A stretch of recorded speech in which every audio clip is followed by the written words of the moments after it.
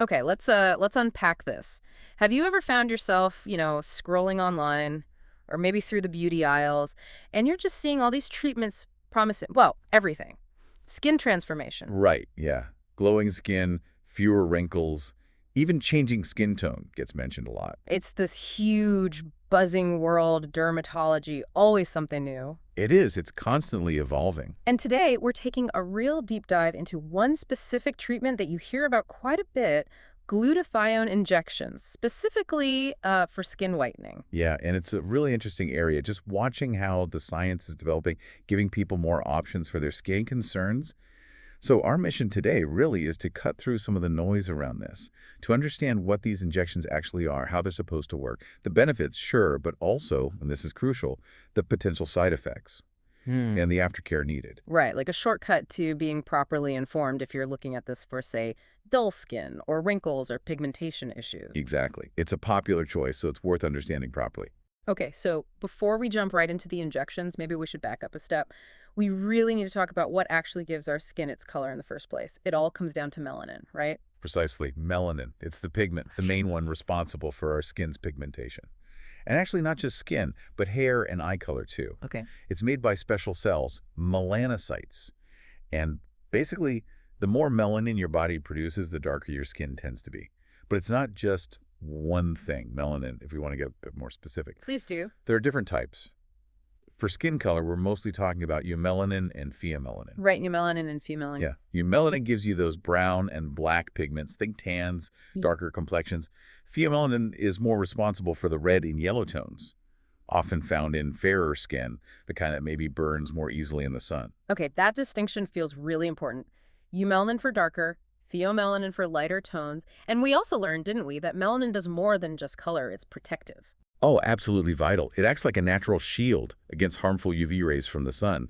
So it helps reduce the risk of skin cell damage, what's called dermal degradation, even folate depletion. It's quite amazing, really. It is pretty incredible, a natural defense. But here's the interesting part for this topic. For a fairer complexion, the ideal balance is, well, more pheomelanin, the lighter one, and less eumelanin. So if melanin is protective, what does it really mean to try and shift that balance with something like glutathione injections? That's the core question, isn't it? And that's where glutathione comes in. Glutathione itself is actually an antioxidant, a very powerful one that your body makes naturally, primarily in the liver. Okay, so our bodies already produce it. They do. It's often called the master antioxidant. Why master? Well, because it's involved in so many crucial processes, repairing skin tissues, building them up, boosting immunity, slowing down the aging process by neutralizing free radicals. It even has anti-cancer properties attributed to it. Wow, okay, so it does a lot. It really does. But here's the thing. Our natural production tends to decrease as we get older. And that decline can, well, speed up the aging process, affecting our skin and overall cell health. So these injections are basically like topping up the tank, giving your body more of this powerful stuff. That's a good way to put it. Exactly. They're designed to significantly increase the glutathione levels in your body, which in turn can help maintain that youthful, supple, healthy-looking skin. And dermatologists use them specifically for skin whitening or brightening because of how glutathione affects melanin production. Okay, so how does that actually work? The injection itself? The process is pretty straightforward, actually. Similar to getting, say, a vaccine shot. The dermatologist prepares the injection. Often they mix specific chemicals, tailoring it to you. Tailoring it how? Based on your skin type, your current skin color, other individual health factors they assess during a consultation. It's quite personalized.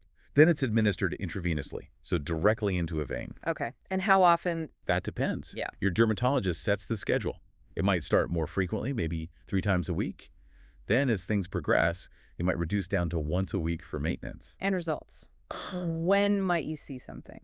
Typically, patients start seeing noticeable changes around 6 to 8 weeks after starting.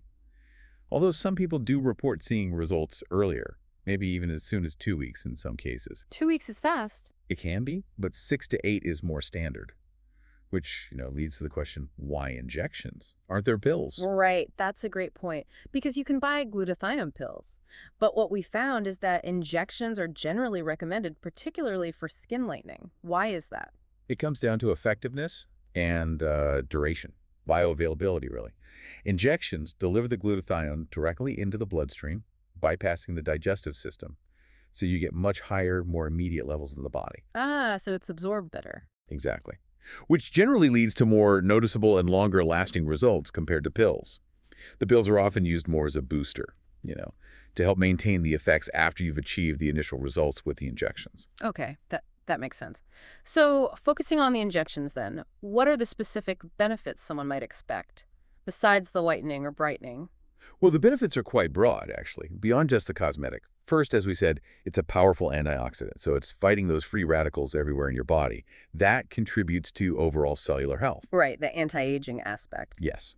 And it provides some protection against UV radiation damage, too. But for the skin specifically, the main thing is reducing melanin pigmentation.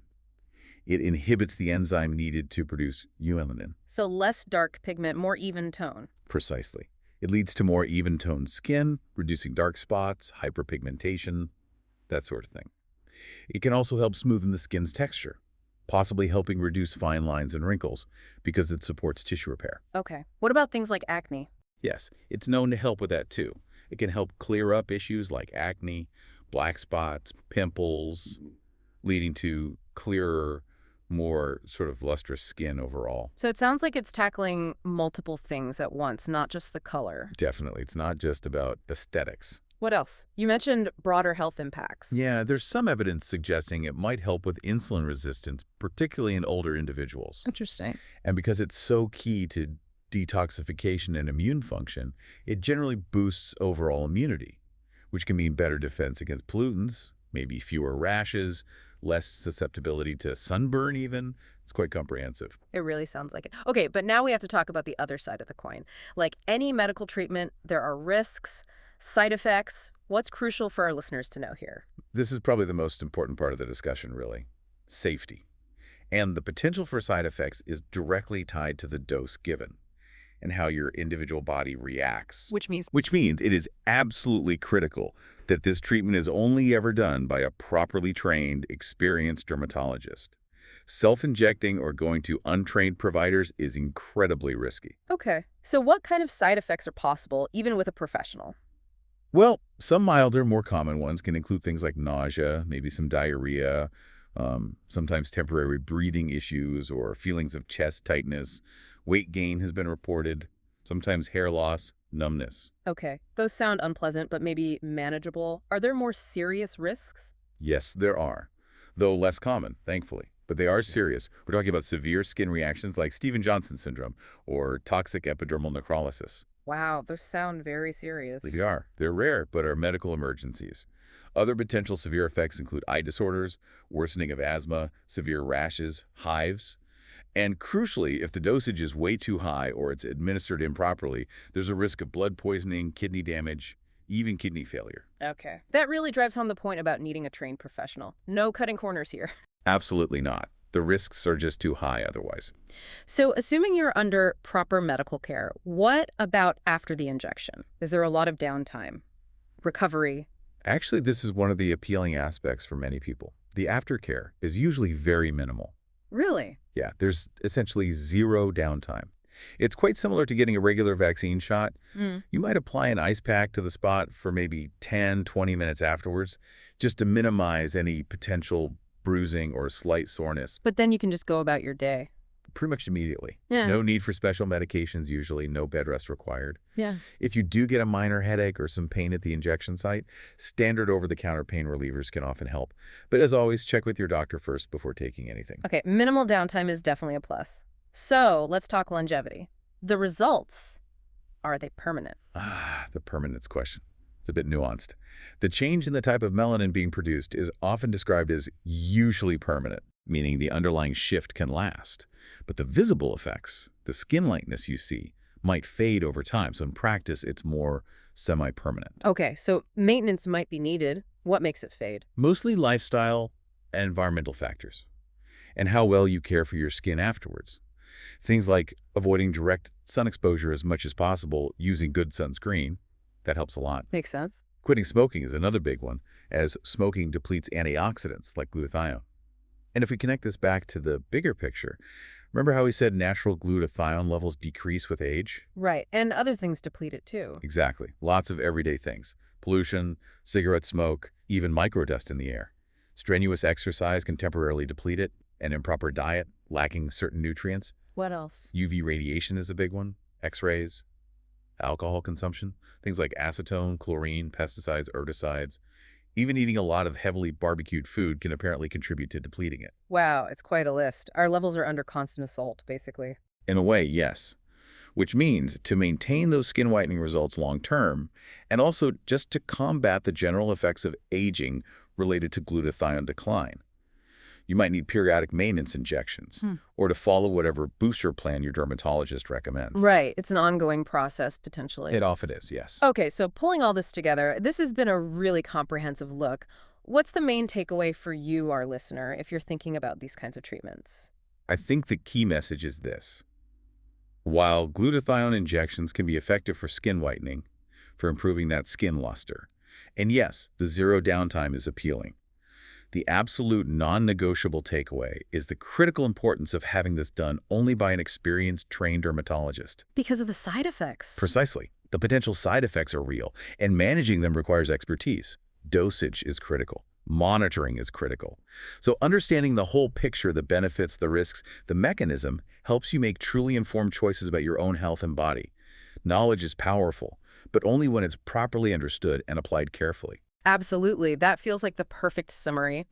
This deep dive has really given us, I think, a fascinating look inside a very popular cosmetic choice. We've covered the science of pigmentation, the many roles of glutathione, that master antioxidant, and really highlighted that crucial balance between the benefits people seek and the risks involved. It's a complex balance. It really is. It makes you think, doesn't it, about the choices we make for appearance, for health. What stands out most to you from this discussion? Maybe the sheer power of something like glutathione, or the sensitivity of our skin's pigment system. For me, it highlights the incredible advancements, but also the responsibility that comes with them. Yeah, it definitely underscores how personal that journey of, well, self-enhancement can be, and why having the right qualified guidance is just I everything. couldn't agree more.